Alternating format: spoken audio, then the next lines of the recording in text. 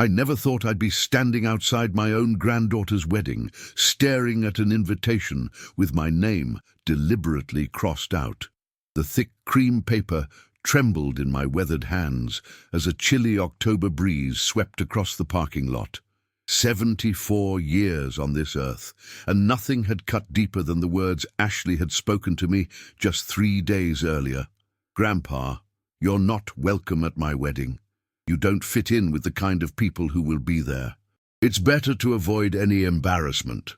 Before we continue, make sure to subscribe to the channel and tell us in the comments where you're listening from.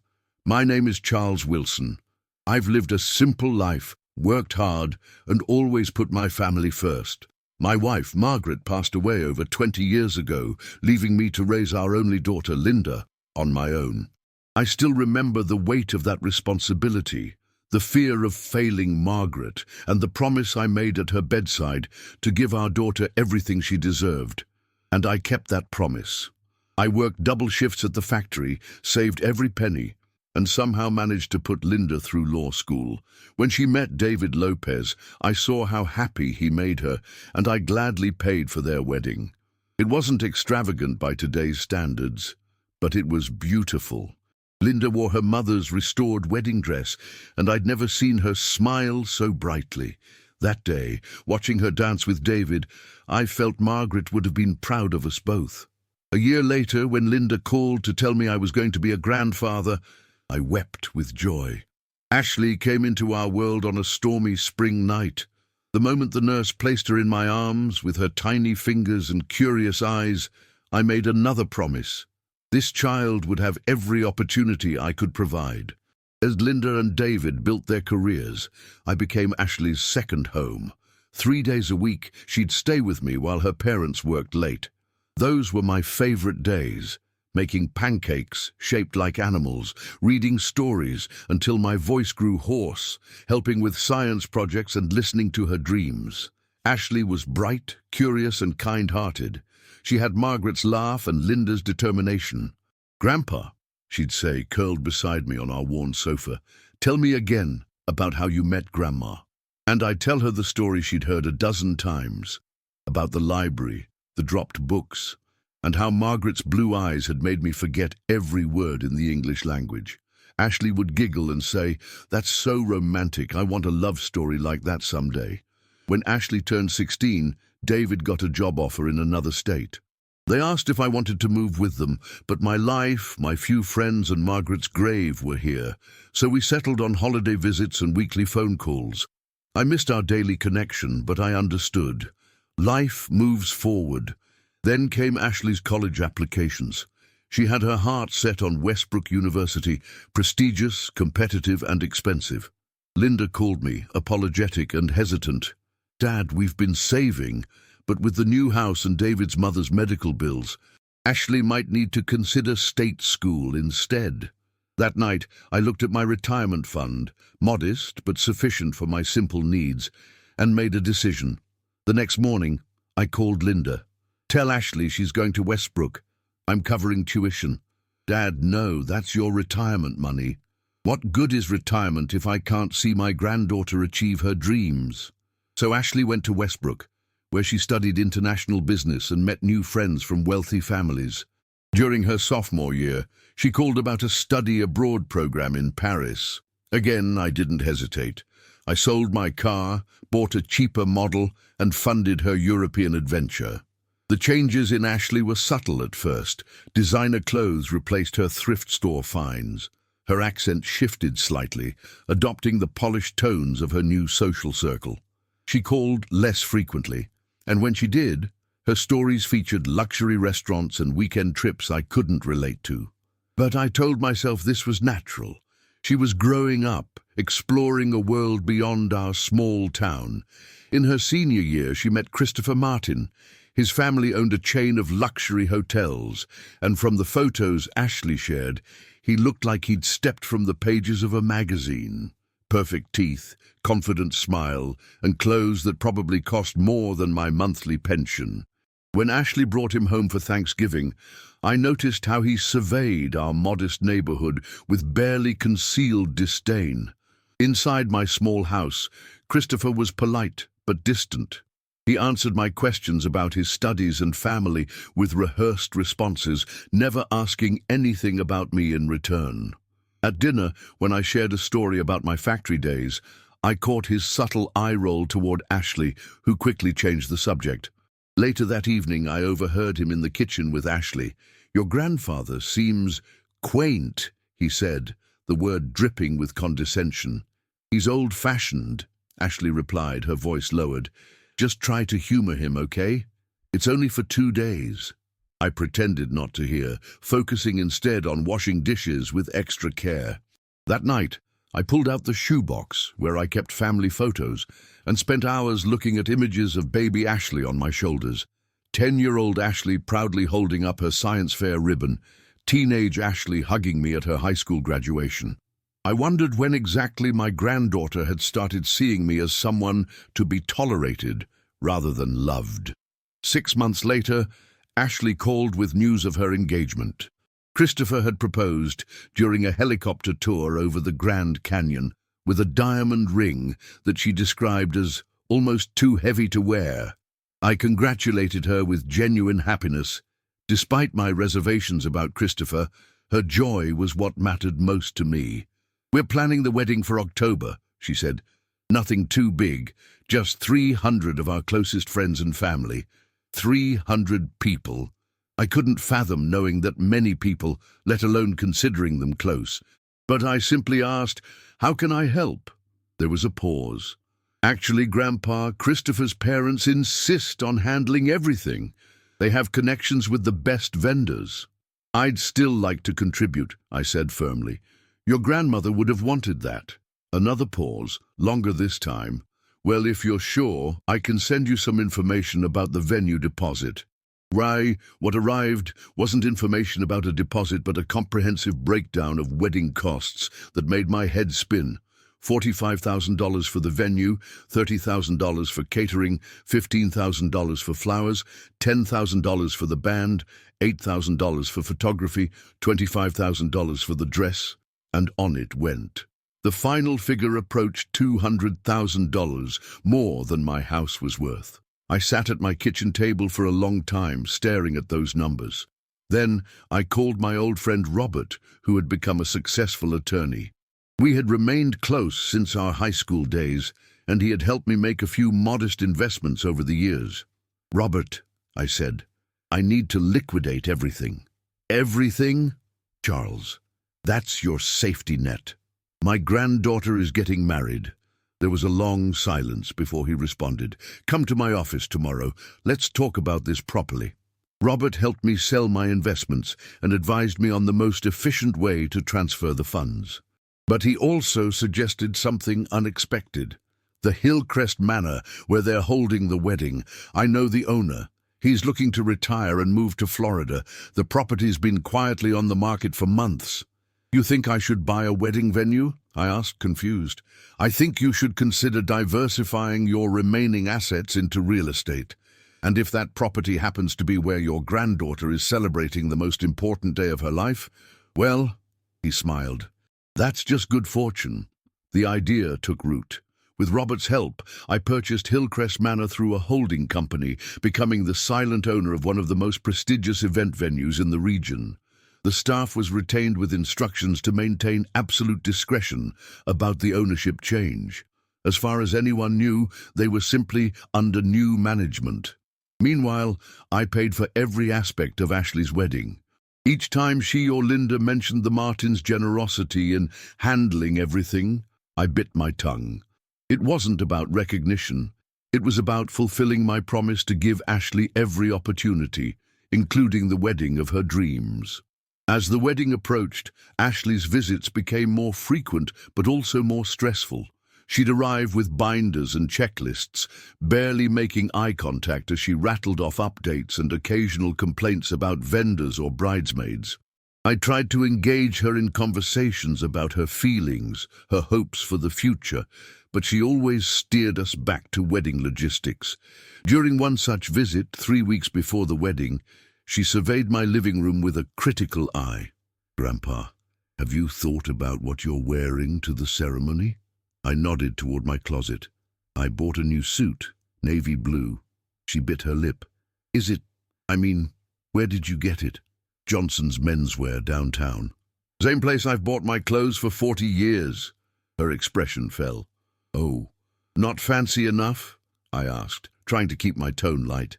It's just, Christopher's family is very particular about appearances. His grandfather was a senator, you know, and there will be some very important people there. I'm sure my suit will be fine, I said. It's not like I'm in the wedding party. Ashley fidgeted with her engagement ring. About that, I've been meaning to talk to you. My heart sank. I knew what was coming before she said it. The thing is, Grandpa, we've had to make some adjustments to the guest list. The Martins have so many important connections they need to include. Well, Christopher's mother thinks, we all think. She took a deep breath. It might be better if you just came to the rehearsal dinner instead of the wedding itself. The room seemed to tilt sideways. You're uninviting me to your wedding. Not uninviting, just redirecting. The rehearsal dinner is actually more intimate anyway. I looked at this beautiful young woman, so familiar, yet suddenly a stranger. Ashley, I've been at every important moment of your life since the day you were born. I held you before your parents did. I taught you to ride a bike, helped you with your homework, moved heaven and earth to send you to Westbrook. I know, and I'm grateful, really, she said quickly. But this wedding isn't just about family. It's about Christopher's future, our future. His father's business partners will be there, potential investors, and I'd embarrass you, I finished for her. She didn't deny it. Instead, she reached for my hand with a practiced smile. The rehearsal dinner will be lovely. Just 50 people, much more your speed. I pulled my hand away and stood up, walking to the window to hide the tears threatening to spill. I need some time to think about this. There's nothing to think about, she said, her voice hardening slightly. It's already decided. The invitations went out weeks ago.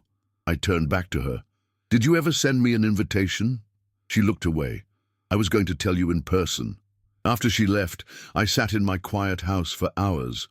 The pain was physical, a crushing weight on my chest. I called Linda that evening. Did you know? I asked when she answered. Her hesitation told me everything. Dad, I tried to talk to her, but she's under so much pressure from Christopher's family. They have a certain image they're trying to maintain, and I don't fit that image. It's not personal, she said weakly. Not personal? I laughed bitterly. My own granddaughter is ashamed of me. How is that not personal? Please understand, Dad. This alliance with the Martins could secure Ashley's future. Sometimes we have to make difficult choices, like choosing status over family. The silence stretched between us. Finally, Linda sighed. The rehearsal dinner will be lovely. I'll pick you up. I hung up without responding. That night, I pulled out the wedding invitation Ashley had sent to all her closest friends and family. Someone had taken a black marker and crossed out my name before sending it back to me. Whether it was Ashley herself or one of the Martins, I'll never know. But staring at those angry black lines, something shifted inside me. The next day, I visited Hillcrest Manor as its new owner. The manager, Mrs. Reynolds, greeted me warmly. Mr. Wilson, what can I do for you today? I'd like to discuss some special arrangements for my granddaughter's wedding. 3 days before the wedding, Ashley appeared at my door again. Her expression was resolute, her shoulders set with determination. Grandpa, we need to talk. I invited her in and offered tea, which she declined. I've been thinking about our conversation, she said, standing in my living room like a stranger. And I realize I wasn't completely clear. About what? She smoothed her designer jeans and looked me directly in the eye. I think it would be best if you didn't attend the wedding at all, not even the rehearsal dinner. The bluntness of it knocked the wind from me. Why? You don't fit with the kind of people who will be there, she said, the words rehearsed and cold. Christopher's family has certain expectations and I can't afford any distractions. It's better to avoid any embarrassment. Embarrassment, I repeated, the word bitter on my tongue. I'm an embarrassment to you now." She had the decency to look uncomfortable, but she didn't back down. "I'm trying to build a life with Christopher. His family has connections that could secure our future. Surely you can understand making sacrifices for family. You've always talked about how you sacrificed for Mom and me." The irony was so sharp it could draw blood. I looked at this beautiful, poised young woman who wore designer clothes purchased with my retirement fund, who had studied abroad with money from my sold car, who stood in a house where she once found safety and love, now telling me I wasn't good enough to witness her marriage. I could have shouted. I could have reminded her of every sacrifice, every dollar, every moment I had given her. I could have revealed that her perfect wedding was happening because of me, not the Martins. But looking at her, I realized no amount of evidence would change what she had become. So I simply smiled and said, "I understand, Ashley. You do what you feel is right." She seemed surprised by my easy acquiescence, perhaps even a little disappointed. She'd come prepared for a fight, not surrender. After an awkward moment, she kissed my cheek and left with promises to call after the honeymoon. When the door closed behind her, I picked up my phone and called Mrs. Reynolds at Hillcrest Manor. "Is everything ready for Saturday?" I asked. "Just as you requested, Mr. Wilson. Though I must say it's quite unusual. Thank you for accommodating me." Next, I called Robert. "I need one more favor." On the morning of Ashley's wedding, I dressed carefully in my new navy suit from Johnson's Menswear. I added a pocket square that had belonged to my father and cufflinks that Margaret had given me on our 10th anniversary. In my pocket I placed an envelope containing a letter I had written the night before, along with several documents Robert had prepared. Hillcrest Manor was transformed for the occasion. Thousands of white roses and lilies created an atmosphere of ethereal elegance. Crystal chandeliers sparkled above tables set with fine china and silver. A string quartet played softly as guests in designer attire mingled in the grand hall. I watched from my car for a while, observing the arrival of gleaming luxury vehicles and the air-kissing socialites who emerged from them. At precisely 3:45 p.m., 15 minutes before the ceremony was scheduled to begin, I entered through a side door where Mrs. Reynolds was waiting. "Are you certain about this, Mr. Wilson?" she asked quietly. I nodded. Sometimes lessons need to be taught. I waited in a small antechamber adjacent to the main hall as guests took their seats. Through the door, I could hear the excited murmurs of 300 people anticipating a perfect society wedding. At 4 p.m., the string quartet began playing Pachelbel's canon, Ashley's cue to begin her procession. Mrs. Reynolds opened the door for me, and I stepped into the hall instead. The music faltered as heads turned. Confused whispers rippled through the crowd. At the altar, Christopher and his groomsmen stared in bewilderment. His mother, a severe woman in an elaborate hat, leaned toward her husband with a furious expression. I walked steadily down the aisle, feeling hundreds of curious eyes on me. When I reached the front, I turned to face the guests.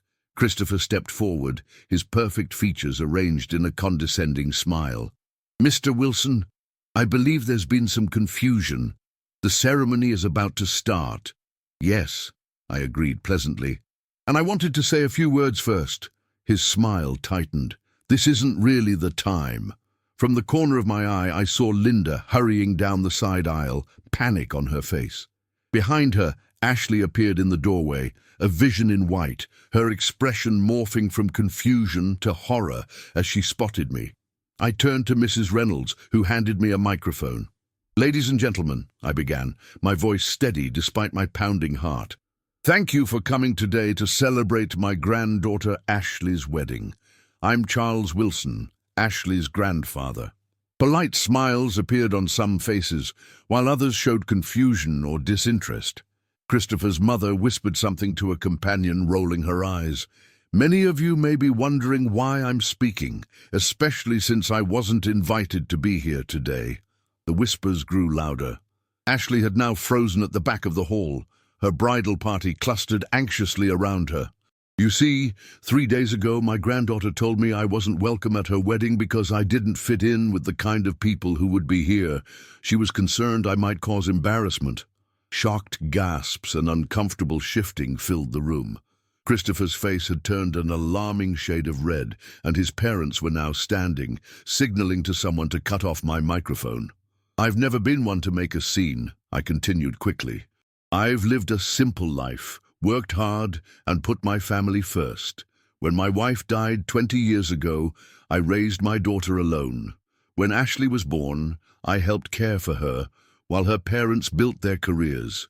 When she wanted to attend Westbrook University, I used my retirement savings to pay her tuition. When she wanted to study in Paris, I sold my car to fund her trip. Linda had reached the front now. "Dad, please," she whispered urgently, "don't do this." I gently moved away from her grasp. "I'm not here to embarrass anyone or to beg for inclusion. I'm here because there's something all of you should know." From my pocket, I withdrew the envelope and removed the documents inside. This wedding, the venue, the flowers, the catering, the music, the photography, even the honeymoon, none of it was paid for by the Martin family, despite what you may have been told. I paid for every detail of this day. The silence in the hall was deafening. Christopher's father had now joined his son at the altar, his face a mask of confused anger. "That's absurd," he sputtered. "We handled all the arrangements through our personal accounts. Your accounts received transfers from shell companies established by my attorney," I explained calmly. "Every vendor was paid through those companies with funds that originated from my lifetime savings." I held up another document. "But perhaps most relevant is this deed, showing that as of 6 months ago, I am the owner of Hillcrest Manor itself." The collective gasp was audible. Christopher's mother had sunk back into her seat, hand pressed to her throat. At the back of the hall, Ashley had begun moving forward slowly, her beautiful face contorted with confusion and dawning horror. "I didn't do this for recognition or gratitude," I continued, my voice softening. "I did it because I love my granddaughter and wanted her to have the wedding of her dreams. But when she told me I wasn't good enough to attend, that I might embarrass her in front of her new social circle, I realized that somewhere along the way I had failed in the most important lesson a parent or grandparent can teach: gratitude and respect." Ashley had reached the midpoint of the aisle now, tears streaming down her face, ruining her perfect makeup. Linda stood frozen beside me, her own eyes wet with tears of shame. "I'm not here to ruin Ashley's wedding. I'm here to give her a gift far more valuable than money could ever buy. The reminder that character matters more than status, that family should never be sacrificed for appearance, and that treating people with dignity is not optional, regardless of their background or bank account." I turned directly to Ashley, who had stopped several feet away from me. "I love you, Ashley. I always have, and I always will. But love without respect is hollow, and respect must be earned by how we treat others, especially those who have sacrificed for us." The microphone suddenly went dead in my hand. Someone had finally cut the sound. But in the silence that followed, my next words carried clearly to everyone nearby. "The venue and all services are paid in full. You may proceed with your wedding if you wish. I won't stay where I'm not wanted." Dean, I placed the documents on the altar table and turned to leave. As I passed Ashley, I paused briefly. Up close, I could see the conflict in her eyes, shame warring with anger, realization battling pride. "Grandpa," she whispered, her voice breaking, "I didn't know." "That's the problem, sweetheart. You never asked." I continued down the aisle, the guests parting before me like the Red Sea. Some looked away in embarrassment, others watched with undisguised fascination. As I neared the exit, I heard raised voices behind me, Christopher and Ashley arguing in harsh whispers that gradually grew louder. "You told me your parents were paying for everything." Christopher's voice carried clearly. "I thought they were. How was I supposed to know? Your own grandfather, you didn't think to check before humiliating him. Do you have any idea how this makes us look?" I didn't stay to hear more. Outside, the October air felt clean and cool against my face. I walked to my car, hands steady despite everything, and drove home to my quiet house. Later that evening, Linda called to tell me the wedding had been cancelled.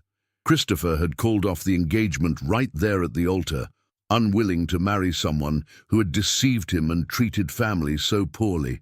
The guests had dispersed in uncomfortable clusters, the elaborate reception dinner left uneaten, the 5-tier cake uncut. "He's not wrong to be upset," I told her. "But I hope he's ending it for the right reasons, not because of embarrassment, but because of the character revealed today." "I should have stood up for you," Linda said, her voice thick with tears. "I failed you, Dad. I was so afraid of losing Ashley that I let her make a terrible mistake." "We both failed her," I said gently. "We gave her everything except the understanding of its value." 2 weeks later, Ashley came to see me. She looked different, younger somehow, without the polished veneer she'd adopted in recent years. We sat on the porch swing where I used to read her stories, the chains creaking rhythmically as we rocked. "I've been thinking about what you said," she began hesitantly, "about character and respect." I waited, giving her space to continue. I was so focused on fitting into Christopher's world that I lost sight of who I was and where I came from. I convinced myself that the end justified the means, that if I could just secure this marriage, everything would be worth it. She looked down at her hands, now bare of the massive diamond ring. "But the person I became in the process? I don't like her very much." "Growing up is complicated," I said. "Finding your place in the world, figuring out what matters. It takes time and mistakes. Some mistakes are bigger than others." She looked up at me, her eyes swimming with tears. "I'm so ashamed, Grandpa, not just about the wedding, but about how I've treated you for years, taking everything you gave me while gradually pushing you further away. You deserved better." "We all deserve better than we sometimes get," I said. "The question is what we do afterward." She nodded slowly. "I've accepted a job with a non-profit that helps first-generation college students. The pay is terrible compared to what I would have made at the Martins Company, but the work feels right." I smiled, recognizing a glimpse of the Ashley I had always known was still there. "Your grandmother would be proud." "Would you tell me about her again?" she asked softly. "About how you met at the library?" So I told her the story she'd heard a dozen times, about the dropped books, the blue eyes, and how Margaret had made me forget every word in the English language. And as we rocked on that old porch swing, with autumn leaves dancing across the yard, I felt something between us begin to heal. It would take time, I knew. Trust, once broken, doesn't mend overnight. But sitting there with Ashley, I remembered what Margaret used to say. Family isn't just about blood or obligation. It's about choosing each other day after day through mistakes and forgiveness, through change and growth. That evening, as Ashley was leaving, she paused at the door. "I've been wondering, what are you going to do with Hillcrest Manor?" I smiled. "I'm turning it into a community centre for seniors and youth, a place where different generations can learn from each other." She nodded thoughtfully. "Need any volunteers? I have weekends free now." "I'd like that," I said. "Very much." The lesson was hard, but necessary. Those who disrespect the roots that gave them support eventually discover that nothing flourishes without gratitude. But there's a second part to that lesson, one equally important. It's never too late to replant ourselves in soil rich with humility, to grow again with deeper appreciation for the hands that first tended us. If you enjoyed this story, please like the video, subscribe to the channel, and share your thoughts in the comments. Have you ever had to teach someone a difficult lesson about gratitude? I'd love to hear your experiences. To hear the next story, just click on the box on the screen. Thank you so much for listening.